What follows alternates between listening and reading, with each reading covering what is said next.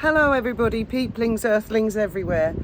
Moody sky here today, so I thought we'd have that in the background. It's not a green screen. Well, you all know it's not a green screen. Right, I just wanted to have a chat with you all as a follow-up to the video I did the other day about how Harry, is the word audacious right?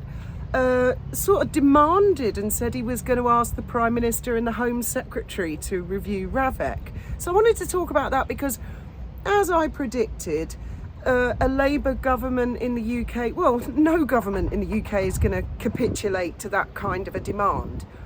But interestingly enough, the left-wing press, I want to talk about a particular newspaper called The Guardian, and this isn't a political video at all. It's just an example of, if you think back in the day, it was quite obvious it was left-wing press that were more sympathetic towards Harry and Meghan. Well, positive puff pieces really on their behalf. I mean, not even paid for. They kind of did it voluntarily because their thing. Now, don't get me wrong. There are lots and lots of left-wing monarchists. I dare say a lot of you guys are. I think sometimes people outside of the UK get the impression that it's only right-wing, and actually it's got nothing to do with politics.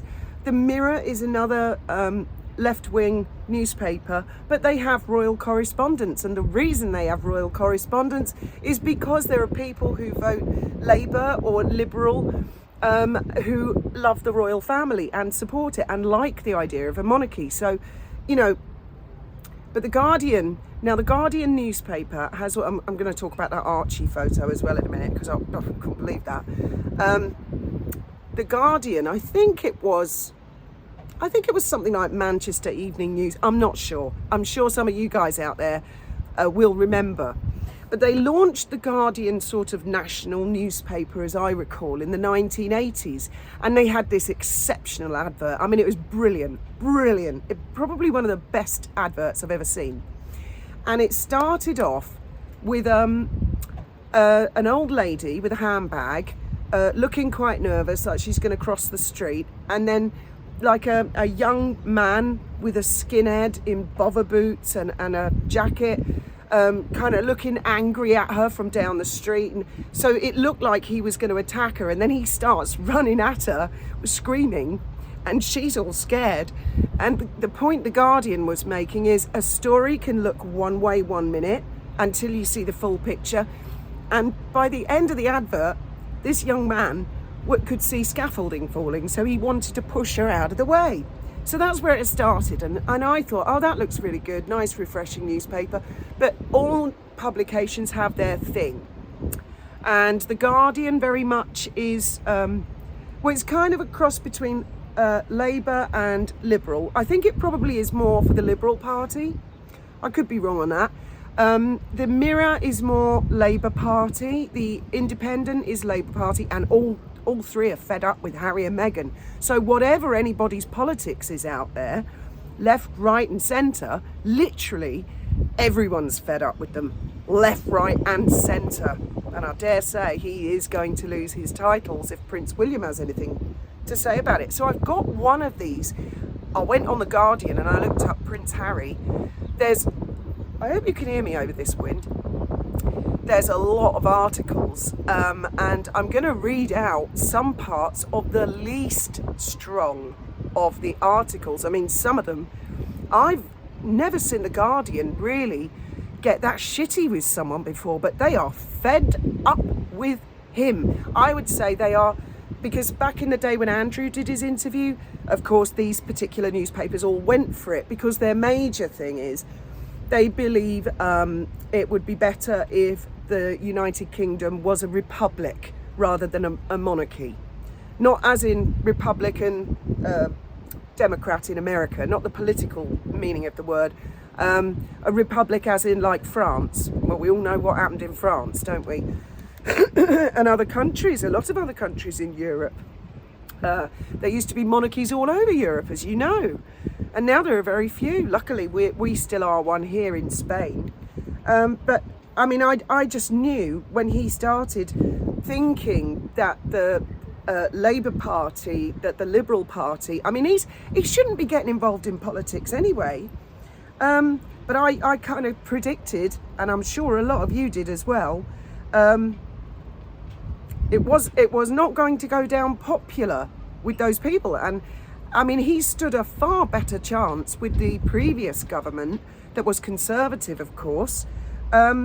He seems to think that people are enemies when they are not. And I mean, I think he's just used up the last of the goodwill.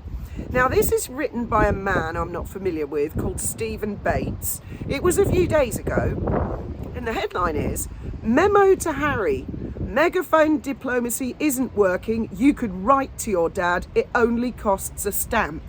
Oddly enough, probably with his dad's head on it. Oh no, it wouldn't be, would it? Because he's in America. Well, wherever he would post it from. Now, this guy says, I think I might move over here a bit, just in case it's hurting your ears and you guys can't. Right. It says, was the timing deliberate? Oops.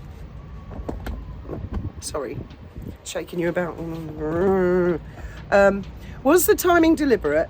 It did seem so, as Prince Harry backed into the limelight once again last Friday evening with his extended lament to the BBC about the fact that he and his wife and children had been denied taxpayer-funded security protection by a wicked establishment if ever they could choose to visit Britain again. In the great scale of world events, or even the royal family, Harry's private security needs are probably not near the top of anybody's priorities. Well, I would have thought not, because apparently, I saw on the news, the Home Secretary, Yvette Cooper, sorry, I was bitten your face there, wasn't I? She had said that MI6, MI5 and I think the SAS had foiled some great big terror plot, presumably something to do with maybe VE Day, maybe something was being planned. So yeah, Home Secretary's not really going to be worried about a whiny little prince. Oh my God, I don't think the backlash is going to continue on this one, isn't it? But if he thought his latest intervention was going to change the minds at Buckingham Palace, well, yeah. I mean, that's what I said the other day. Who was that interview for? What was the purpose of that? Sorry. And I've been thinking about it ever since. And I don't think that he did that interview or released that statement for the Court of Appeal to change their mind. I think he was talking to his dad, because his dad won't take his phone calls. I can't think what other purpose there was for it. I mean, that's exactly what they've just said. If he thought his latest intervention was going to change minds at Buckingham Palace or affect the reconciliation he claims to want with his father, see, they're not falling for it. This is the left wing. They're not falling for it. I thought I'd let you guys know that. Whether you're left, right or centre, it's good news, isn't it? That literally everybody is like, what the fuck are you talking about, Windsor? Though not apparently with others like the Queen or his brother, he has surely got another thing coming. The interview was the latest in a string of complaints emerging at regular intervals from Harry and Meghan's home in Montecito. Again, I repeat, this is The Guardian, who have been their positive cheerleaders for the last 5 years. They have had it up to here with this whining prince. We have heard such complaints before several times over. His trouble is that the family firm, the UK media and most of the public, insofar as they think of his plight at all, have given up on Harry. If he wants reconciliation, then he needs better PR and less megaphone diplomacy. And it goes on and on and on. I'll put a link in the description. There is a little dig at President Trump in there. But as I say, this is the left, and that very much goes to prove that this is probably the first time in history that all political parties in the UK are in agreement. And I tell you what, I think that makes any approach to Parliament to have Harry's titles removed ever more likely, don't you? I mean, before, when he had the left wing kind of on side, because he was saying and doing things that were convenient to them, it was never because they love him, they love his wife. It just fitted in with their scenario of what they wanted to say at the time. But now, across the board, if it's something that all political parties can agree on, I think Harry's on very, very, very thin ice. Now, let's talk about the Archie photo. They never stop doing it, do they? I mean, firstly, Harry's not around for the little lad's birthday, but they did say they had a party on a different day. Well, this issue has been raised before. Remember the coronation where she said she couldn't, it was Archie's birthday, remember all that? And people were like, well, couldn't you fucking have it? Most parents do. If a birthday doesn't fall on a weekend, most parents go, well, we'll have it the weekend before or the weekend after, don't they? Well, anyway, I mean, she never ceases posting lonely photographs of Archie.